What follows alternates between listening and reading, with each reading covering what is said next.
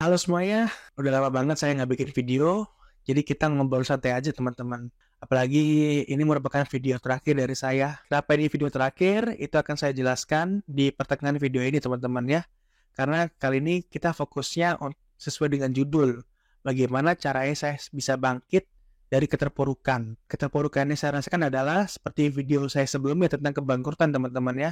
Saya bangkrut hampir 1 miliar rupiah dan saya dikejar oleh pinjol, dikejar oleh debt kolektor. Nah, lalu bagaimana caranya saya bangkit? Apa aja sih yang saya lakukan? Oke, sebelum saya jelaskan itu, saya jelaskan secara singkat dulu kondisi saya gimana waktu itu ya.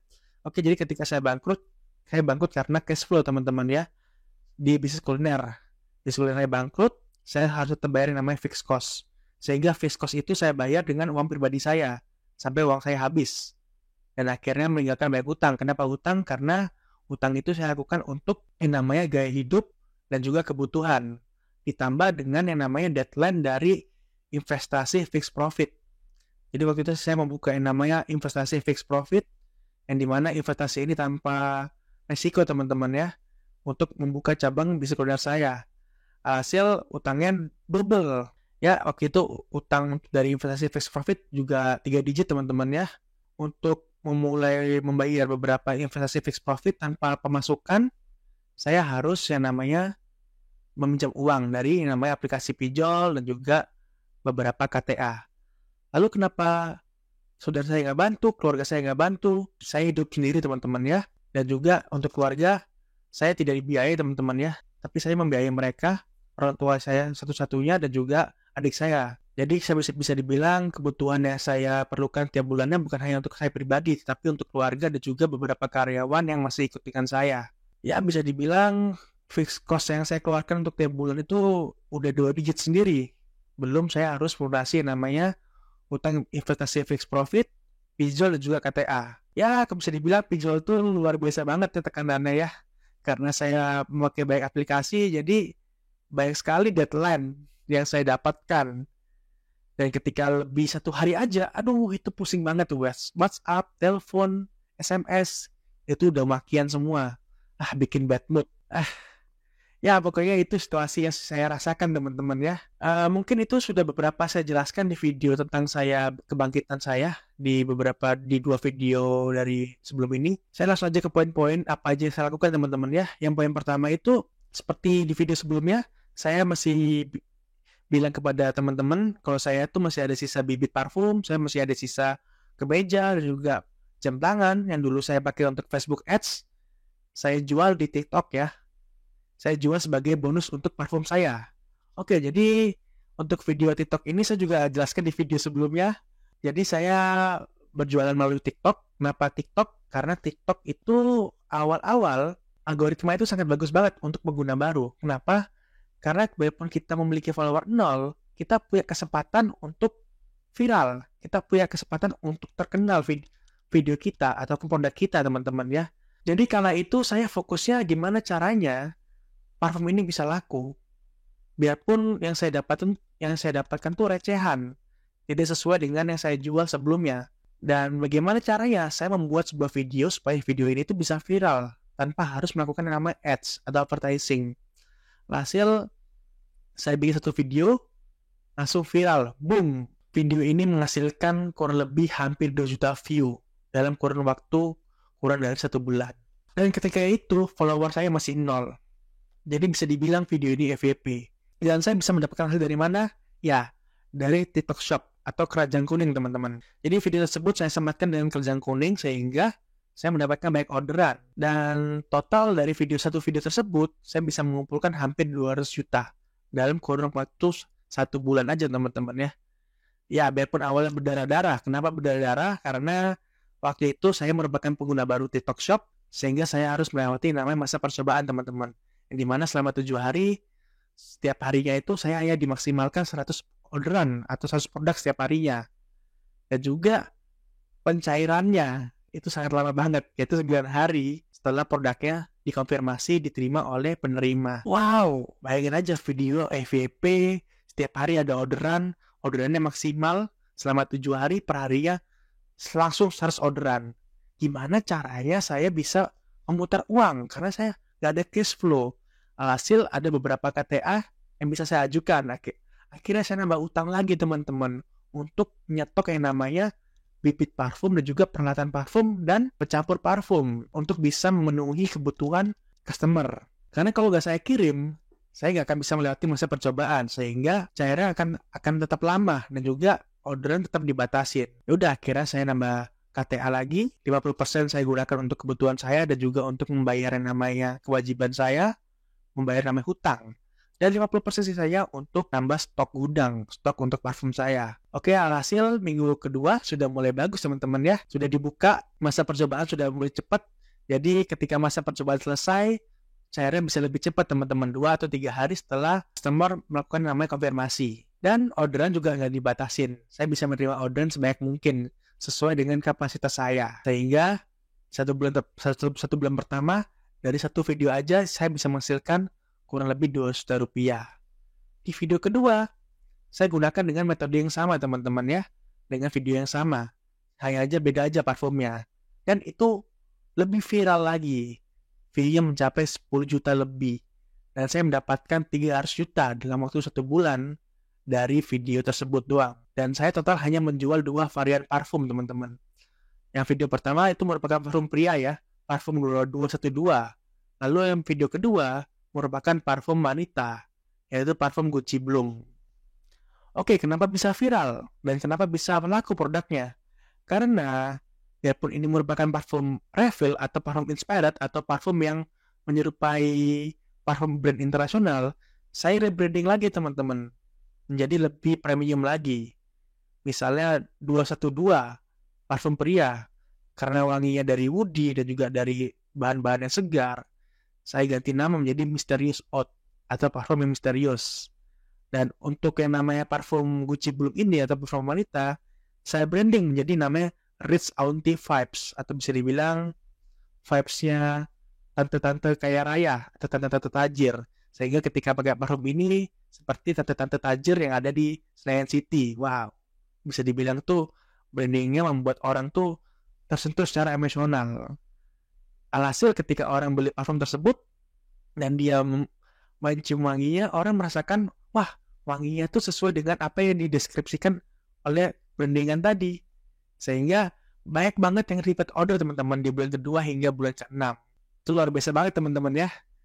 Oke, jadi bisa dibilang revenue yang saya dapatkan dari TikTok itu gede banget tanpa saya harus mengeluarkan budget untuk advertising teman-teman. Hanya mengandalkan video-video kreatif yang dimana video tersebut saya harapkan bisa viral atau FYP teman-teman. Oke, jadi berapa sih parfum yang saya jual? Oke, parfum yang saya jual itu awalnya saya jual di Facebook Ads ya, dengan harga Rp150.000. Tetapi karena waktu itu saya menggunakan TikTok Shop dan di TikTok juga waktu itu saya tahunya kebanyakan itu menjual parfum itu di bawah Rp50.000. Hasil saya menjualnya dengan harga Rp39.000. Loh, kok bisa jauh banget? Dari 100 ribuan jadi 39.000. Emang modelnya berapa sih? Ya, modelnya nggak sampai 20.000 teman-teman ya. Jadi yang parfum pria modelnya Rp15.000 dan parfum wanita model Rp17.000. Jadi saya tetap untung. Biarpun untungnya tidak setebal saya berjualan di Facebook Ads. Lalu kenapa Facebook Ads nggak bisa saya lanjutkan? Itu sudah saya jelaskan di video sebelumnya teman-teman ya. Karena akun saya sudah ke-ban dan saya udah pernah beli akun dan akunnya tetap ke-ban. Karena dengan alasan yang tidak bisa dijelaskan. Ya, kalau kita mau beli akun lagi, ya duit dari mana? Karena waktu itu saya benar-benar kondisi yang benar-benar kepepet dengan kondisi yang benar-benar minus. Sehingga saya harus memutar otak gimana caranya saya bisa berjualan tanpa harus mengeluarkan budget advertising yang besar ataupun kalau bisa tanpa menggunakan budget advertising. Ya, akhirnya jawabannya adalah TikTok. Karena algoritmanya sangat ramah banget untuk pengguna baru. Maka dari itu banyak banget kita melihat di TikTok, banyak banget UMKM yang nggak pernah kita kenal, tiba-tiba bisa terkenal, bisa viral. Yang dimana dulunya kita nggak pernah lihat brand ini, tiba-tiba kita lihat brand ini di TikTok dan ownernya udah bisa beli rumah, beli mobil. Wow, luar biasa banget. Ya, itulah the power of TikTok teman-teman. Itu parfum yang saya jual, biarpun saya mendapatkan untungnya recehan, bisa dibilang tuh rekor juga teman-teman ya. Biarpun uangnya recehan, saya pernah mendapatkan orderan tuh satu hari tuh 1.200 paket. Benernya bisa lebih. Cuma waktu itu bisa dibilang tuh supplier saya ataupun beberapa supplier yang saya ketahui itu bibitnya habis. Apalagi bibit yang saya pakai adalah bibit import dari luar negeri, sehingga butuh waktu 2 hingga 3 bulan baru masuk ke Indonesia lagi. Ya, itu bisa dibilang bisa mempengaruhi performa dari toko saya, teman-teman. Maka dari itu ketika di bulan ke-6 dan bulan ke-7 itu sudah mulai turun karena banyak banget stok bibit yang habis. Dan waktu itu saya hanya jual cuma beberapa varian aja sehingga sangat-sangat terbatas. Jadi di bulan ke-6 bulan ke-7 ya udah mulai merosot, dan juga ditambah dengan banyaknya kompetitor yang mulai berdatangan ataupun yang mulai masuk dan juga meniru dengan konsep video yang saya lakukan di TikTok, teman-teman ya. Jadi mungkin teman-teman bisa lihat TikTok saya ya, Glossier Parfum Custom. Nah, kalian bisa lihat video-video pertama, kalian searching di TikTok parfum. Baik banget brand parfum yang meniru apa yang saya lakukan. Ya, itu merupakan sesuatu yang lumrah di dunia media sosial ya.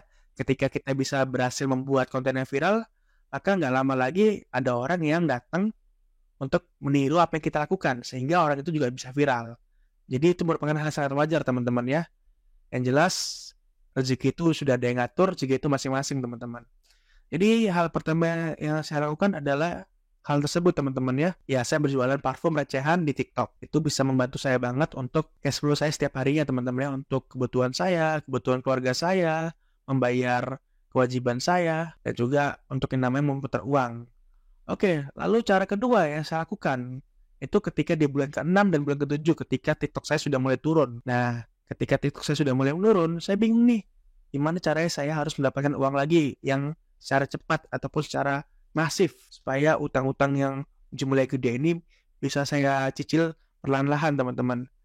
Nah, karena kondisinya saya nggak punya uang tabungan, alhasil saya putar otak nih, gimana caranya saya harus berjualan tanpa modalnya sangat besar. Lah, kenapa gak ada tabungan? Ya gak mungkin punya tabungan, teman-teman, karena kebutuhan pribadi saya untuk bayar tanggungan saya, tanggungan hidup saya, dan juga tanggungan keluarga saya, itu 2 digit sendiri, teman-teman ya. Ya, jadi uang masuk udah pasti keluar lagi. Itu belum ditambah dengan namanya kewajiban untuk membayar utang. Ya, jadi bisa dibilang sangat tidak mudah untuk menabung di kondisi seperti itu, teman-teman. Oke, jadi hal kedua yang saya lakukan adalah saya membuka yang namanya jasa konsultasi bisnis. Karena banyak banget yang DM yang nanya, "Bang, kenapa gak buka konsultasi bisnis? Bang, gimana caranya nanyain tentang bisnis saya nih? Bang, gimana caranya supaya abang bisa analisis bisnis saya?" Nah, beberapa orang yang ber-DM seperti itu di IG saya, akhirnya saya japri satu persatu. "Oh, bisa. Nah, akhirnya bertanya, "Berapa biayanya?" Nah, di situ saya bingung. Saya nggak pernah membuka jasa ini sebelumnya ya. Saya nggak pernah membuka yang namanya jasa konsultan bisnis. Berapa sih value yang bisa saya dapatkan ketika saya mau konsultasi bisnis? Ya, waktu itu saya masih bingung berapa value-nya ya.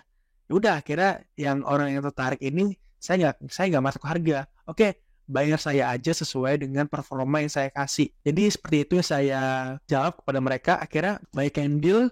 Ya, kalau bisa dibilang hampir keseluruhan itu deal semua, teman-teman ya. Tinggal saya atur jadwal gimana caranya. Per hari saya hanya terima 3 orang, teman-teman ya. Per orang ini saya melakukan konsultasi selama 2 jam melalui video call, melalui Zoom, ataupun melalui WhatsApp video. Oke?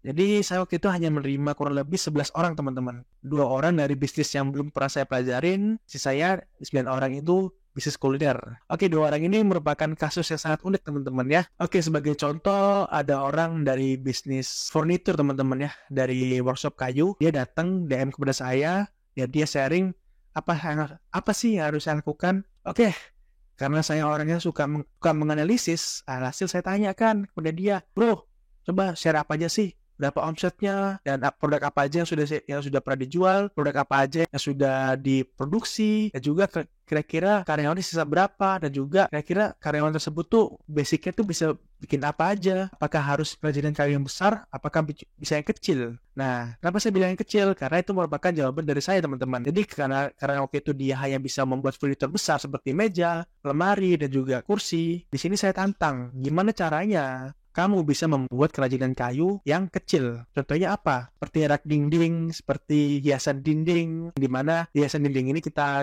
paku atau kita buat di dinding, akhirnya kita taruh yang namanya vas bunga, kita taruh yang namanya foto. Nah, itu adalah salah satu hasil konsultasi bisnis ya yang saya berikan kepada beliau ini, yang dimana dari satu produk aja ini itu bisa menghasilkan revenue 3 digit teman-teman ya, dalam kurun waktu kurang dari 3 bulan. Lalu ketika saya tantang untuk membuat sebuah produk itu, lalu kita bikin deh video di TikTok. Kenapa TikTok? Karena saya sharing kepada beliau. Ya, saya berhasil menjual parfum, biarpun untungnya recehan, tapi saya bisa menjual ribuan pieces dalam kurun dari 6 bulan aja. Dan beliau langsung, wow, iya nih seru nih kalau pakai jual di TikTok. Hasil setelah produknya datang, dia kirim kepada saya coba produknya, saya buatkan akun TikToknya, dan saya bikinkan video untuk workshop ini teman-teman ya. Jadi video yang lucu, video yang unik, yang dimana video ini saya berharap video ini bisa viral, dan saya berjualnya juga recehan teman-teman. Jadi rak-rak kecil ini saya dijual dengan harga Rp50.000 ya, dan itu profitnya juga tinggi banget kalau saya bilang. Dan itu nggak masuk kepada saya ya, itu saya hanya membantu membuatkan video dan juga memberikan analisis bisnis dan juga solusi buat beliau. Alhasil setelah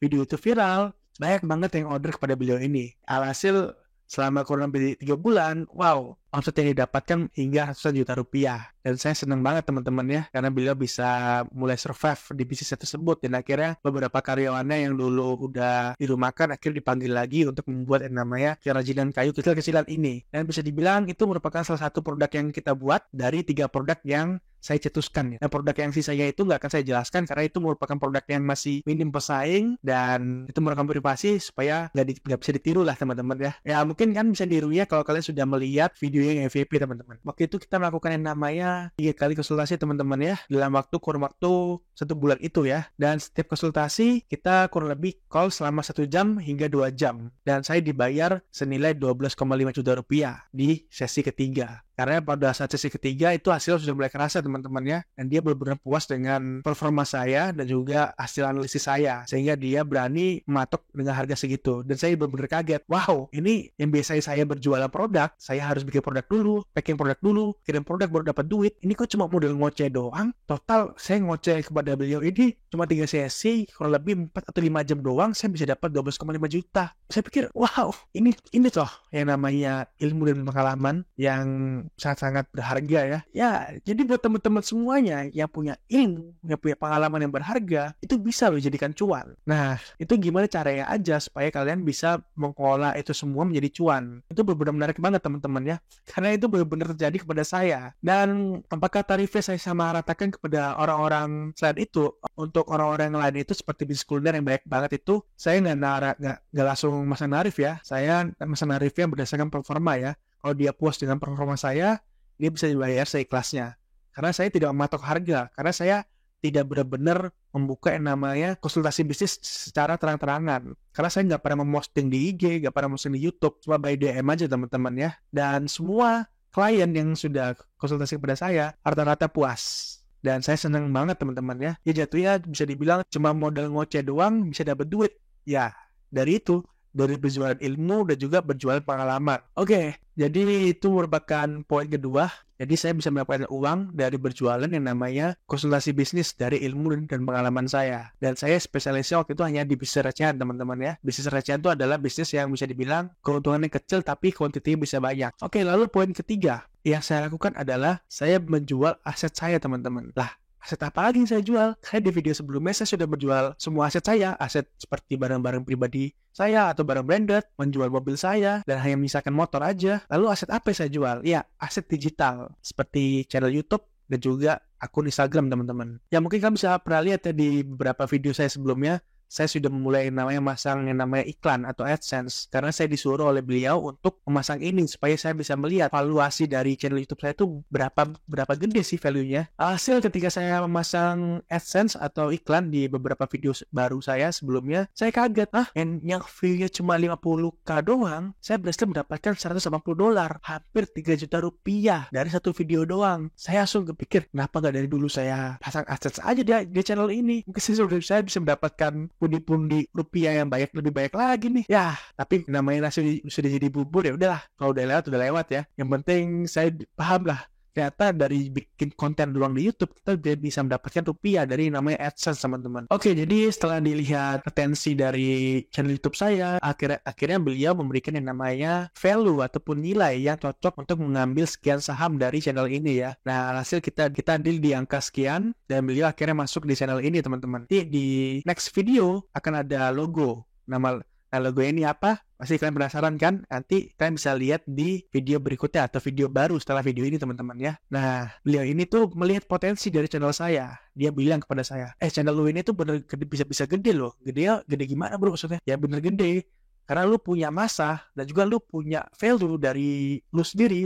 Personal branding lu bagus. Karena ya sayang banget masa channel sebagus lu ini, masa upload video tuh nunggu kisah nyata dulu. Biasanya 3 bulan sekali, 6 bulan sekali, ada yang sampai setahun sekali baru upload. Ya sayang banget. Ya, jadi beliau ini melihat peluang dari channel saya. Jadi ketika channel saya bisa memberikan dampak kepada banyak orang, maka why not? Gimana caranya supaya seminggu minimal 2 kali tuh udah bisa upload video, gak harus tunggu berbulan-bulan. Jadi beliau tuh memberikan masukan kepada saya untuk membuat sebuah konten yang lebih bagus, ataupun konten yang dimana konten ini bisa menginspirasi banyak orang untuk memulai sebuah bisnis. Dan akhirnya kita deal lah, kita meeting gimana caranya di selama seminggu saya akan upload 2 video di next setelah ini, teman-teman. Nah, ini pasti yang kalian tunggu-tunggu kan? Oke, jadi video-video berikutnya akan tetap seperti ini, teman-teman ya. Saya akan menjelaskan kisah nyata bisnis yang dimana bisnis ini bisa kalian tiru, dan bisnis ini merupakan bisnis recehan yang dimana bisnis ini sangat mudah dipahami dan juga bisa kalian tiru supaya kalian bisa mendapatkan cuan recehan sebaik mungkin, teman-teman ya. Oke, jadi akan ada banyak video yang akan datang di channel ini. Jadi teman-teman akan senang banget dan juga semuanya akan jadi ilmu daging, teman-teman. Kita akan membahas misalnya ada bisnis baru nih lagi viral, saya akan bahas tuh bisnis tersebut, saya masukkan ke dalam video, saya reaksi, dan saya akan pikirkan gimana caranya kita realisasikan juga, kita tiru, dan juga kita inovasi lebih bagus lagi. Dan teman-teman bisa mempelajari itu. Akan ada di channel ini. Dan video tersebut juga akan baik, teman-teman. Dan kita sudah mengumpulkan banyak resource ataupun mengumpulkan banyak pengalaman dan juga ide yang kita sudah kumpulkan supaya bisa kita realisasikan menjadikan sebuah video yang akan bisa kalian tonton. Oke, teman-teman, jadi bisa dibilang teman-teman akan senang nanti di video-video berikutnya. Teman-teman akan mendapatkan banyak wawasan yang lebih baru lagi, teman-teman ya, dan juga akan mendapatkan banyak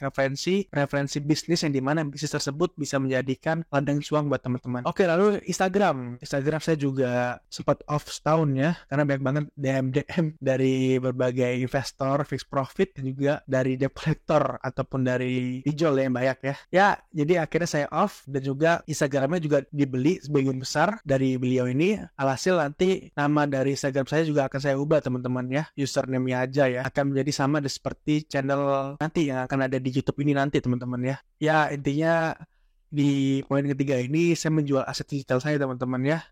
Ya, jadi 3 poin tersebut adalah 3 poin yang saya lakukan, teman-teman ya, untuk mendapatkan pundi-pundi cuan atau pundi-pundi uang untuk membayar namanya kebutuhan dan juga kewajiban utang yang saya harus laksanakan, teman-teman. Jadi hingga saat ini progresnya sudah sangat bagus ya, teman-teman ya. Biarpun semua utang masih belum lunas, contohnya seperti utang KTA itu masih lumayan banget, teman-teman ya. Dan juga bisa beberapa pinjol yang resmi, teman-teman ya, itu masih on progress. Jadi ya buat teman-teman di luar sana yang masih berjuang dan juga di kondisi minus ataupun bisa dibilang kondisi yang tidak baik, seperti banyak utang dan juga banyak yang dikejar oleh kolektor, ya saya cuma bisa bilang ya tetap semangat dan juga tetap gimana caranya berpikir kepada dingin, dan yang utama adalah jangan lupa untuk berserah kepada yang di atas. Ya, kita harus berserah kepada Tuhan. Setelah kita berserah kepada Tuhan, kita berdoa dan juga kepala udah dingin, baru kita cari solusi dan juga tetap berjalan. Ingat, yang namanya masalah itu tidak lebih besar daripada kemampuan kita. Oke, buat teman-teman, sampai jumpa di channel baru saya nanti. Tetap di channel ini, teman-teman ya. Subscribe channel ini, David Dimitri. Maksudnya yang baru itu adalah konten-kontennya akan menjadi lebih fresh lagi, teman-teman ya. Sampai jumpa di channel David Dimitri yang baru. Semoga video-video saya berikutnya bisa menjadi inspirasi buat kalian dan juga bisa menjadikan sebuah referensi buat kalian semua untuk mendapatkan cuan, yang dimana cuan ini bisa mengubah masa depan kalian. Oke, terima kasih.